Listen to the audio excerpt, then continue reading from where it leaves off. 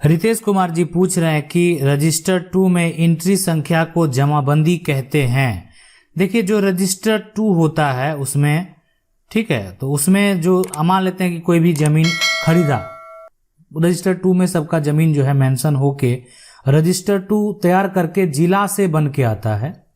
मतलब जिला से वो रजिस्टर 2 जो होता है ना वो अंचल में भेजा जाता है, ठीक है, अंचल, सभी अंचल को भेजा जाता है। उसमें सारा जो है उस अंचल में जो क्षेत्र का वो रजिस्टर होता है उसमें सारा उसका इंफॉर्मेशन जमीन संबंधित, उसका किसका नाम दर्ज है, कितना जमीन है, सारा होता है। अब होता है कि जमीन का खरीद बिक्री भी होता, तो खरीद बिक्री के बाद जो है उसको भी मेंशन किया जाता है। लेकिन ये जमाबंदी जो है ये एक तरह से जो जमीन मान लेते हैं किसी भी, अब एक तरह से रजिस्टर 2 में 2 भाई का नाम दर्ज है, 2 भाई का नाम दर्ज है, तो अब 2 भाई अगर अलग अलग जो है अपना संपत्ति को करेगा, मतलब उसमें प्लॉट संख्या 100 है, 101 है, 102 है, 103 है, 103 है, तो मान लेते हैं 100 और 101 एक भाई का और 102 103 एक भाई का। तो अब ये दोनों मिलके जो है दोनों भाई का एक अलग अलग जमाबंदी बना दिया जाएगा। मान लेते हैं जमाबंदी संख्या 253 है, इसका जो जमाबंदी संख्या वो 254 है, 254 है। तो अब ये जो जमाबंदी संख्या बन गया दोनों का, तो रजिस्टर 2 में तो सबका ये एंट्री था, सबका एंट्री था, लेकिन ये जमाबंदी जो अलग अलग कायम हो गया। अब इसका मतलब हो गया कि जमाबंदी जो तैयार किया गया, तो ये जमाबंदी क्रिएट करके ये सब कुछ दर्ज कर लिया जाएगा कि 101 और जो है 100 और 101 का राइट अब ये व्यक्ति रख रहा है, मतलब जिसका जमाबंदी 253 है, और 102 और 103 का राइट वो रखेगा जो कि 254 जमाबंदी वाला है। मान लेते हैं कि अब 100 को अगर जो है 254 वाला जो जमाबंदी जिसका नाम है, जो भी नाम होगा, वो अगर 100 वाला प्लॉट को बिक्री करने जाएगा तो देखेगा ये तो इसका तो लैंड टैक्स कोई दूसरा जमा कर रहा है, तो ये तो इस व्यक्ति के नाम पे ही नहीं है, तो वहां पे भी ये फॉल्स हो जाएगा, ठीक है, तो वो नहीं होगा। तो इसलिए यहाँ पे खरीद बिक्री भी इसका जो है वो संभव नहीं है। तो ये होता है आपका जमाबंदी।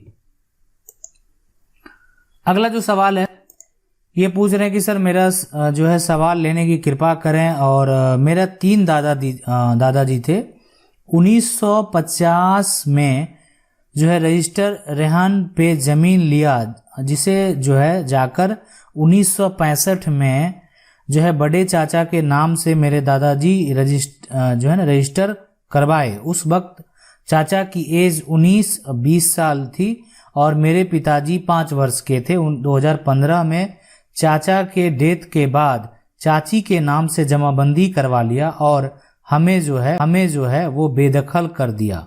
क्या करूं? आप जो है सबसे पहले एक तो दस्तावेज आपको निकाल लीजिए, पुराना वाला जो भी आपके पास है, और उस वक्त का जब ये करवाया गया वो आप नकल निकाल लीजिए। नकल के आधार पे जो है अपना हिस्सा के लिए कोर्ट में, सिविल कोर्ट में केस फाइल करेंगे। इसमें अगर वो बड़े चाचा के नाम से लिया गया है ना, उसमें आपके पिता का पूरा अधिकार होगा। तो अगर कर रही है तो थोड़े दिन में चाची को समझ में आ जाएगा कि अगर ये बड़ा भाई का संपत्ति है और ये पूर्वज का दिया हुआ संपत्ति है, और बड़ा भाई का संपत्ति ये भी नहीं कह सकते कि मौखिक तौर पे हम खरीदे हैं, तो खरीदे हैं तो आज जो है संपत्ति खरीदना या कभी भी संपत्ति खरीदना तो वो पैसा को हमेशा शो करना पड़ता है, बहुत तरह की बात होती है।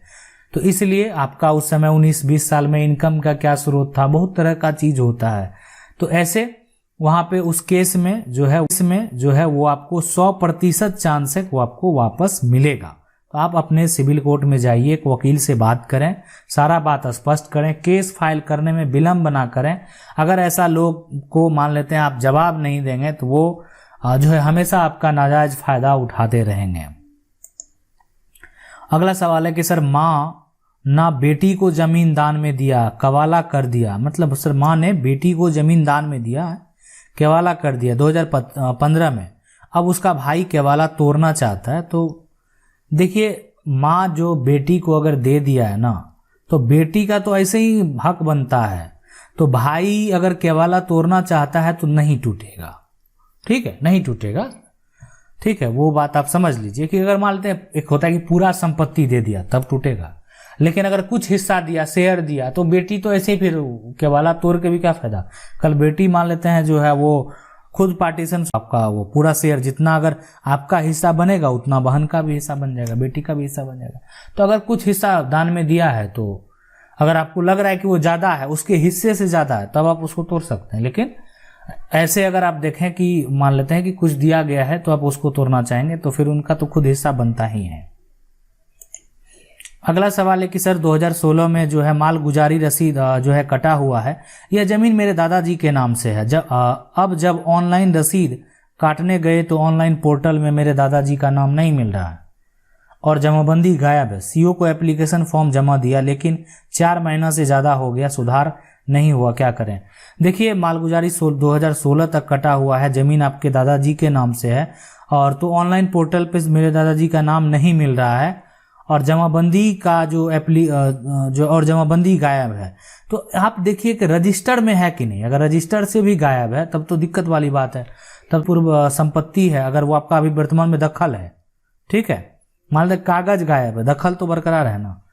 तो आप तो सबसे पहले एक मोटेशन अपील के लिए केस फाइल कर सकते हैं डीसीएलआर के पास। तो अगर कुछ सुधार का समस्या होगा, दिक्कत वाली बात होगी तो सुधार हो सकता है, तो ये ऑप्शन वहां से आप जो है कर सकते हैं। नहीं अगर हुआ तब फिर आपको न्यायालय का सहारा जो है, मतलब उसके ऊपरी न्यायालय का सहारा लेना पड़ सकता है। अगला सवाल है कि ऐसा आदमी एक आदमी जमीन जो है, एक आदमी का जमीन है, उसमें से 2 आदमी जमीन लिए हुए हैं, ठीक है। मतलब जमीन जो है उसमें 2 आदमी लेने वाला है, 2 मालिक है। अब कब्जा एक ही आदमी किया हुआ, पूरा एक ही आदमी किया। देखिए अगर ऐसा कर लिया ना, सबसे पहले दाखिल खारिज आपके नाम से है कि नहीं, जो भी है। तो अगर ऐसा है कब्जा कर लिया तो सबसे पहले आप इस बात के लिए जो है सीओ और थाना प्रभारी को आवेदन कर दें, एसडीओ और डीएसपी को भी आवेदन कर दें कि इतना प्रक्रिया करने के बाद आगे करें कि जो बेसिक कुछ टर्म हैं, हो सकता है वहां से आपका मामला सॉर्ट आउट हो जाए। तो पहले आपको ये करके देख लेना चाहिए कि अगर यहां से ही सारा मामला सॉर्ट आउट हो गया तो आगे जाने की क्या बात है। नहीं तो न्यायालय तो ऑप्शन है ही, लेकिन पहले आपको ये चीज यहाँ पे कोशिश करना चाहिए। अगला जो सवाल है कि सर मेरे पास एक जमीन है जिसका जमाबंदी मेरे दादा के नाम से है लेकिन उस पर कोई और कब्जा किया हुआ है। देखिए अगर जमाबंदी दादा के नाम से है, ठीक है, सब कुछ है, रसीद कट रहा है और कब्जा किसी और का है, तो जमाबंदी के पहले देखिए कि दादा के नाम से जो है, दादा के नाम से खतियान है कि नहीं है ना, या रजिस्ट्री जमीन है तो रजिस्ट्री का दस्तावेज है कि नहीं। अगर वैसा ये सारा इस तरीके से खतियानी तरीके से या रजिस्ट्री तरीके से जमाबंदी कायम हुआ है तो तुरंत उस कब्जा वाले पे जो है केस फाइल कर दीजिए टाइटल सूट का, ठीक है। उसके पास भी ये दलील देना पड़ेगा कि जमाबंदी रसीद लैंड टैक्स आप पे कर रहे हैं तो फिर आपको ये कब्जा क्यों किया हुआ है।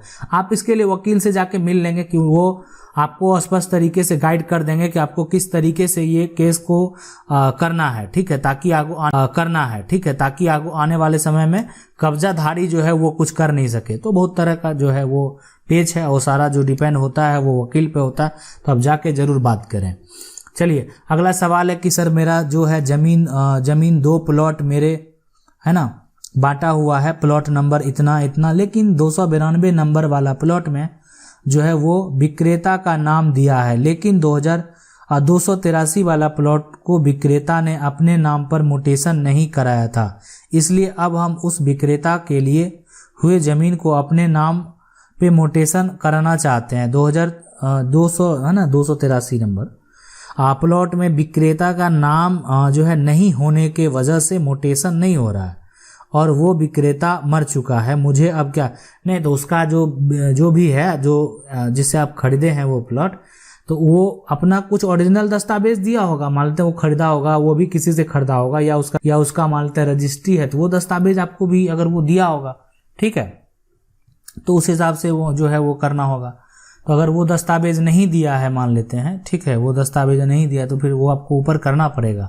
कहे कि जो विक्रेता जो है आपका, तो वो उसका किस आधार का संपत्ति है, खतियानी है कि वो किसी से खरीदा है, वो ठीक है वो मोटेशन नहीं कराया, खरीदा है, तो वो आप दस्तावेज अगर निकाल लेंगे तो फिर आपका मोटेशन जरूर होगा। अगला जो सवाल है ये है कि एसडीएम 144 लगाने का ऑर्डर दे दिया है, थाना रिसीव भी कर लिया, बट पुलिस नो एक्शन और अगला पार्टी जमीन पर जो है पर काम लगाए हुए है। सर देखिए, आप एसडीएम का अगर आपका ये लग गया है, ऑर्डर दे दिया है, सब कुछ हो गया है, तो थाना के साथ साथ आप जो है अब इसके बाद दोबारा डीएसपी और एसपी को भी आवेदन कर दें कि आपका ऐसा ऐसा मामला है और उस पर थाना के द्वारा एक्शन नहीं लिया जा रहा है, जबकि 144 का पार्टी को नोटिस गया हुआ है। ठीक है, और ये सारा प्रक्रिया अगर जो है ये जरूर होगा, आप उच्च अधिकारी के पास जाएंगे, आपको जरूर वहां से मदद मिलेगा। ठीक है, लेकिन अगर ये जो है सॉर्ट आउट आपका मामला जमीन संबंधित नहीं होता है, तो आप अगर सोचेंगे सिर्फ 100 धारा लगा के आप जमीन जो है का मामला है उसको हासिल कर लें, तो वहां से सिर्फ एक रोकथाम हो सकता है, या हो सकता है कि सॉल्यूशन निकल भी जाए। लेकिन अगर नहीं निकलता है तो फिर आगे आप न्यायालय का सहारा ले सकते हैं। अगला जो सवाल है कि गैर मजरूआ मलिक मेरे दादाजी के नाम से खतियान में दर्ज है। 1944 में मेरे दादाजी जमींदार ने मेरी माँ को 5 एकड़ जो है वो हुक्मनामा के द्वारा दिया था। कब्जा मेरा है, खेती करता हूँ। 1990-2000 का रसीद भी कटा हुआ है, उसके बाद से बंद है। ऑनलाइन में भी मेरी माँ का नाम है। देखिए, ऑनलाइन में अगर सब कुछ नाम है तो बंद क्यों है 2000 से?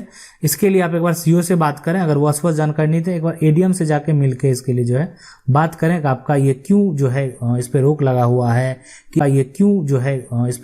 हुआ है, कि आप उसको नहीं कटा रहे हैं, आपका नहीं कट रहा है, तो वो चीज़ के लिए आप जो है आवेदन कर सकते हैं। ठीक है, पहले एक बार आपको लेकिन अंचल अधिकारी से ही बात करना चाहिए कि क्यों रोक लगा दिया गया।